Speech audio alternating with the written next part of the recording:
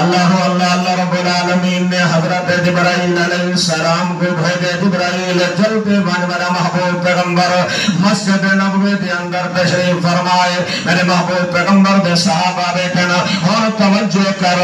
حضرت جبرائیل علیہ السلام رب العالمین دا پیغام بھیج کے جب محبوب پیغمبر کے نو آئے. میرے محبوب پیغمبر دی نظر حضرت جبرائیل تے پئیے. حضرت جبرائیل علیہ السلام دے نال بھی فرشتے ہیں.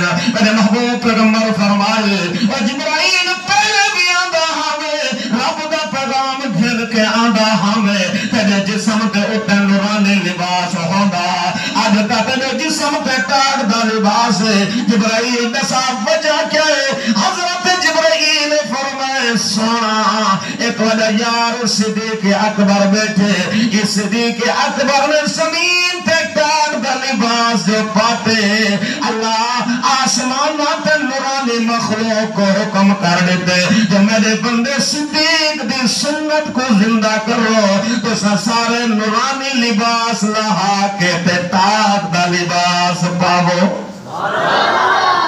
حضرت سیدنا صدیق اکبر اور توجہ کر. پیغام کیا ہے؟ حضرت جبرائیل علیہ السلام جڑا پیغام کھن کے آئے او پیغام اے اے واحد انسان حضرت سیدنا صدیق اکبر بھی میرے محبوب پیغمبر دا دیوانہ بھی میرے محبوب پیغمبر دا خدمت گزار بھی میرے محبوب پیغمبر دا جانثار بھی. اللہ رب العالمین فرمائے جبرائیل ون میرے محبوب پیغمبر کو آنکھ اپنے یار کے نو پوچھو اپنے جانثار کے نو پوچھو اب میرے بندے جناب سیدنا اور صدیق اکبر کے نو پوچھو. میں رب کا اپنے بندے تو آنے جانثار صدیق پہ راضی ہاں تو صدیق نو پوچھو صدیق بھی میرے پہ راضی ہے یا کہنا.